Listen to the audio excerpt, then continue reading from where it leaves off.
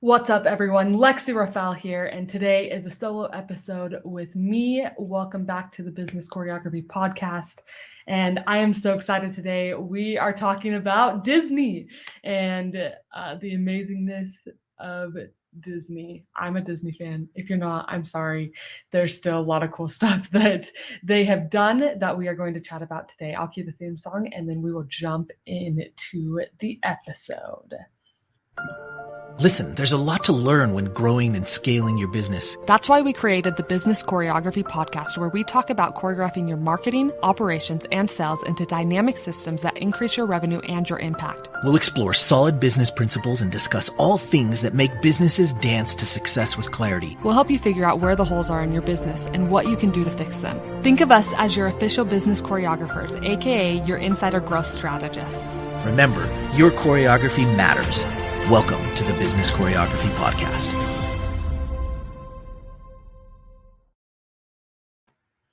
Okay, so I recently went to Disneyland with one of my best friends, with her little baby and her sister-in-law, and we had such a great time. And I wanted to talk about this moment that happened while I was there, that kind of led to this podcast, and here we are, right? So we're standing in line for Alice in Wonderland. And Alice in Wonderland is in Fantasyland, and it's by the teacups as well. If you're familiar with Disneyland, right? It's by the teacups. And we're standing in this line. It's super hot, right? But it's Disney, stand in line, and it's what you do. And all of a sudden, a parade is happening, right? And in this parade are all the classic characters. You've got Mickey Mouse, you've got Donald Duck, you've got Goofy, right? All of the classic characters are coming down the road and coming down the street. And as we're standing in this line, all of a sudden, the whole line starts going, Mickey! And you see everybody turn. And I'm just standing there like, oh my gosh, like this man, this Walt Disney guy popularized a mouse, right? An animal that people hate, right? If you see a mouse in your house, do you want it to be alive or do you want it to be dead? You want it to be dead. You do not want any mice in your house because they are disgusting, right? Why do we get cats? Well, we get cats because we want the mice to be dead. But here we are standing in Disneyland in lines that are long. It's freaking hot. And here comes Mickey walking down the road in this parade. And everybody is like, Mickey. And there's people from all over the world. We've got, I was standing by some people that were Asian and Black people and white people and people from everywhere, little kids, adults, teenagers, doesn't matter. Everybody's turning and going, Mickey. And because it was far off in the distance, right?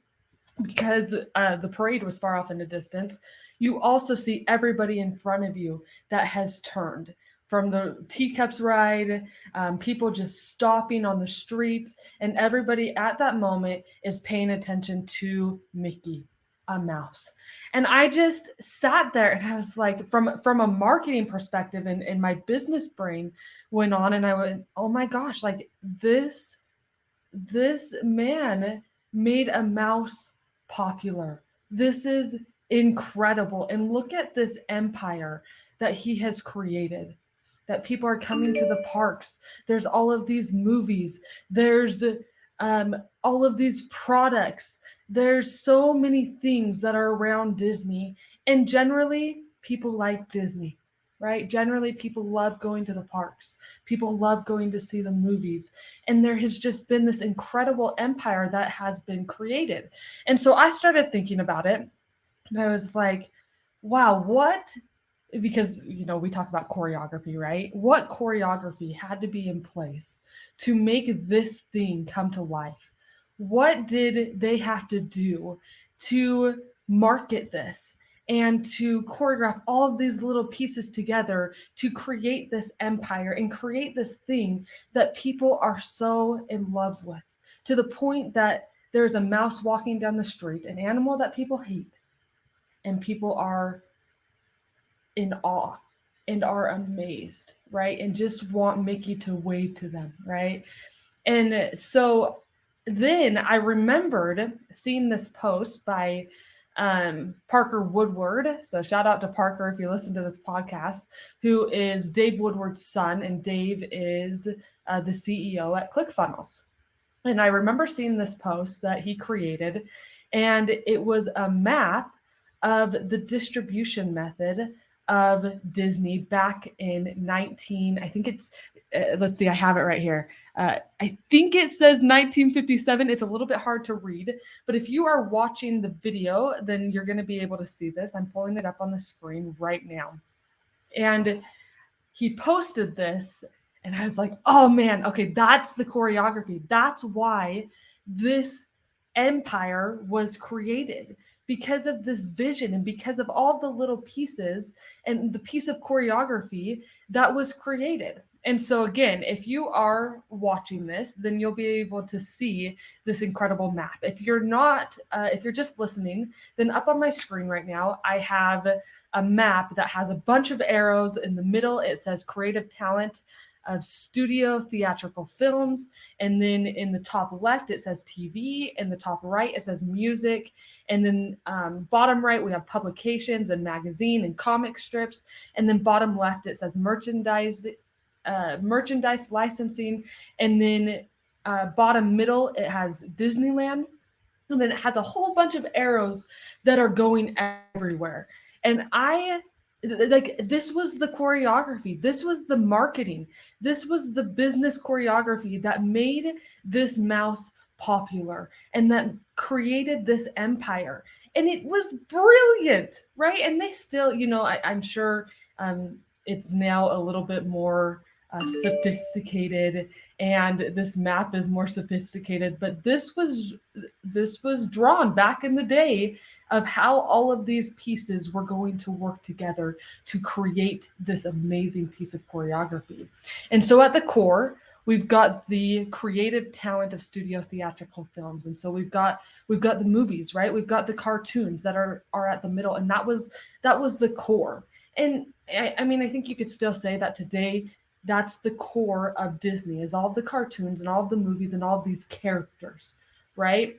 And then that core fed TV, fed music, and also vice versa. And so if you're seeing this, we've got the theatrical films that are in the middle, and you've got arrows that are feeding out to Disneyland, that are feeding out to the merchandise, that are feeding out to TV, to music, to publications, to magazines, to comic strips. And then vice versa, you've got the comic strips that are feeding the movie.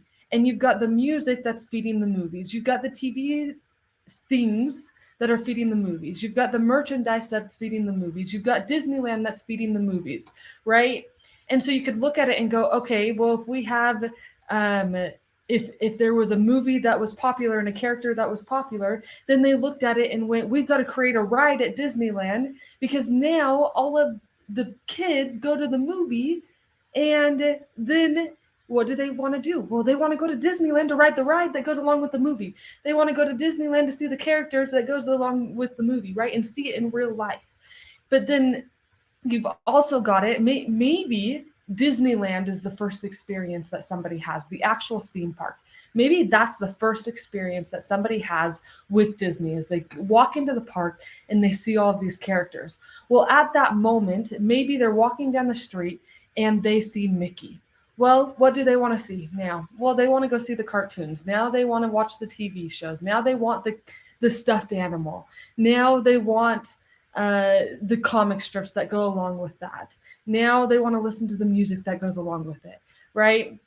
And it's just this web of incredible choreography that was created to market the things that they have, to the point that I am standing in Disneyland, and this map was created in 1957, right? It's now 2022, and I am standing in Disneyland, and people are turning to look at this mouse, right? And I'm just amazed. I'm just absolutely amazed at the choreography that was created.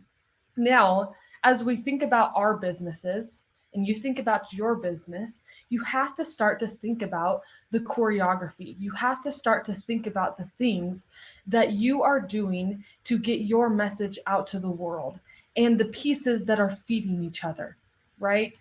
Because that's how an empire was created, because it was choreographed, because they looked at it, and maybe it was Walt that drew this. I don't know for sure. Maybe Walt Disney drew this. Maybe it was a team of people that drew this. But they saw the vision and they went, you know what? This is the core of our business. This is the core of what's happening. Now we have to create all of this choreography that's going to feed the core of what we have. Now, was it like this right in the beginning? Maybe not. Maybe there was just, if you're looking at it right, maybe there was just this cartoon and there was one spoke and they went, okay, that spoke is working, right? That arrow and that thing is working. They're feeding each other and we have something that is a success. And then they went, okay, let's add this other thing. Okay, now let's add this other thing. Let's add the merchandise, right? Let's add the stuffed animals. Let's add all the jewelry.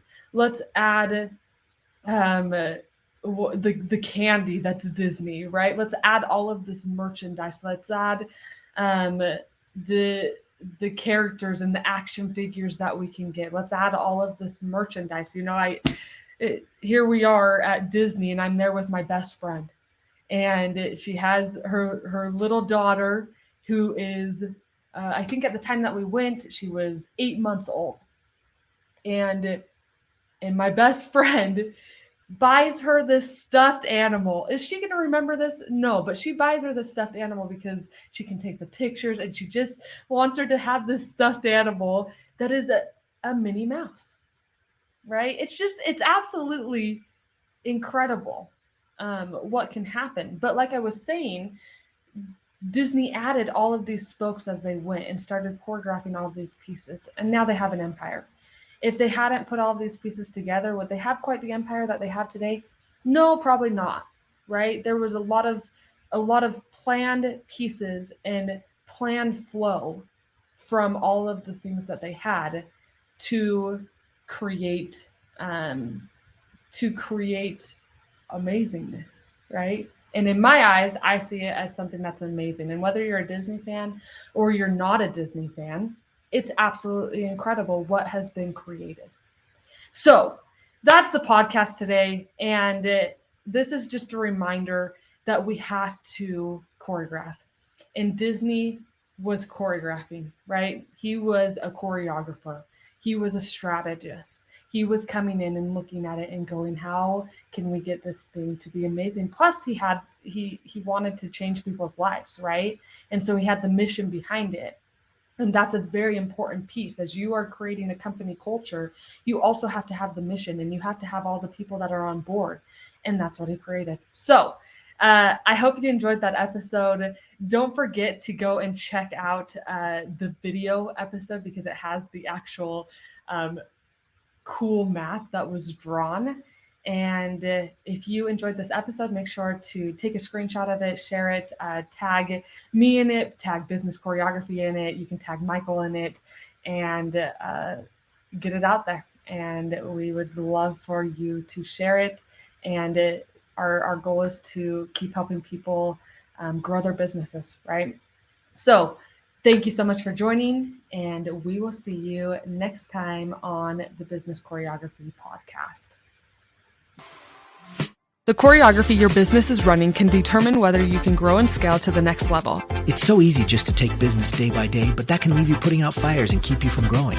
Find out how the choreography for your marketing, operations, and sales can raise your revenue and create more impact. Schedule a growth strategy analysis call with us today. Go to bizchoreo.com to book your time.